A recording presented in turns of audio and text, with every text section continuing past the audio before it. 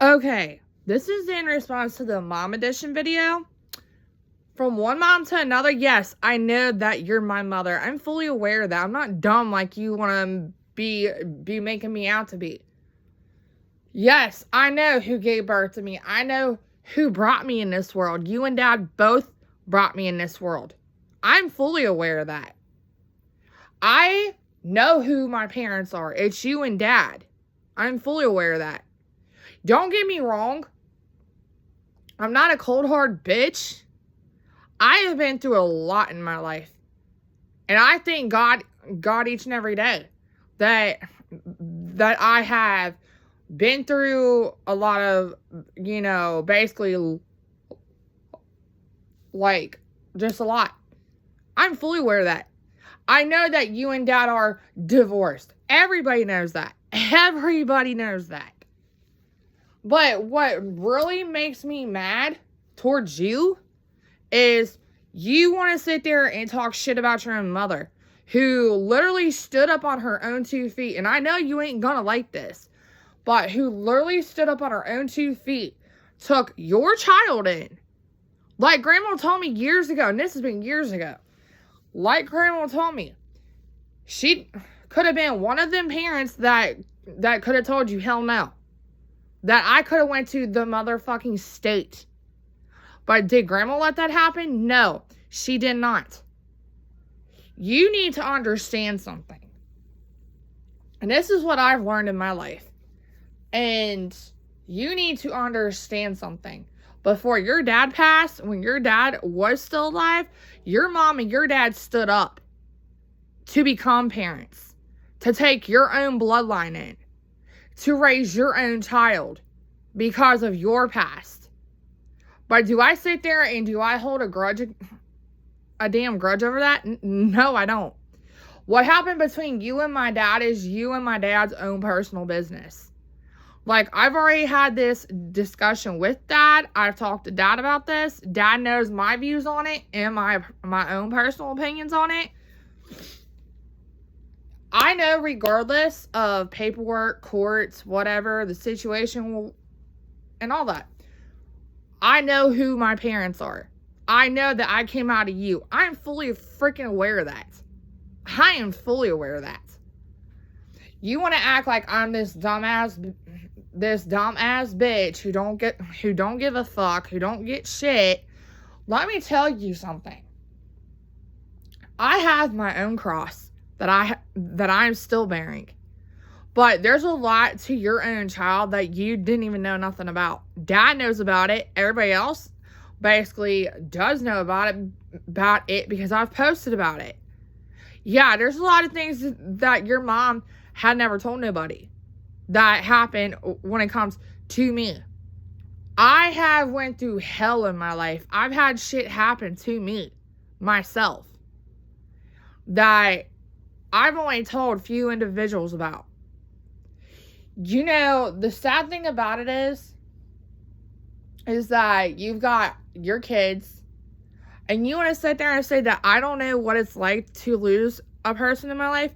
You seem to forget one factor. You seem to forget one motherfucking factor. One of your ex-husband's baby mamas lost a child, which is my older brother. The one that you claim that you don't know nothing about, but you know my older brother's mother. She lost a child herself, which is my older brother. You know, me having to lose a sibling, that's bad enough. That pain is a pain that I never thought that I would ever have to bear. But you know what? The thing about it is, I still have Terry, I still have Lance, and I still have Chris, my half-brother. But you know what? I would never wish nothing bad on any of my brothers. Any of my siblings, I would not wish nothing bad on. You know, the sad thing about it is that, like me and Dad was just talking about this yesterday. When Terry was in jail, who did Terry call? He called me every single day. He called Dad every single day. When Terry got out of jail, who went to go pick Terry up out of jail? Dad did. Where did Terry stay? Terry stayed at Dad's house, just like I did. I stayed at Dad's house, too, my motherfucking self, when I was homeless. Dad didn't want you to motherfucking know that, but guess what? It happened. I stayed at Dad's, myself, because Dad was adult enough to help his kid out, to help another one of his own, what's called out. You cannot stand the fact that Terry reached out to Dad. You cannot stand the fact that Terry went to get help. And you want to know something? Terry is the man he is today because of me. I was the one that gave Terry a bitching every fucking time. I was the one that straightened Terry's ass out. I was the one that kept Terry alive. Every time that Terry ever went to jail, who did Terry call on besides you? It was me. Who put money on Terry's books when I had a job? Me. Who went and spent thousands of dollars on Terry when Terry went to jail? Me. I did that out of my own heart because I do care about my brothers. But you know what?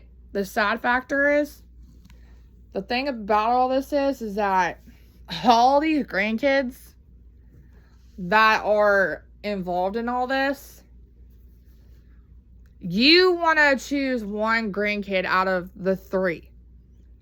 You need to realize and you need to bear this as a woman and as a mother and as a grandmother. You need to make all of your ends right with all of your grandkids. I know the whole situation with Bentley and Delilah. Yeah, we all know that. I'm not going to go into that because out of respect because of Terry. But that's neither here or there. But the thing that you need to come to terms with, and like I even had to give Ed a lecture about this, you need to come to terms that your mom and your dad stood up out of respect for their own child. You should be thanking God each and every day that when your dad was alive and when your dad was helping your mom basically raise your own child, you should be thanking God each and every day that they stood up. But it's like, for some reason with your mom, it's like you're holding a grudge against her.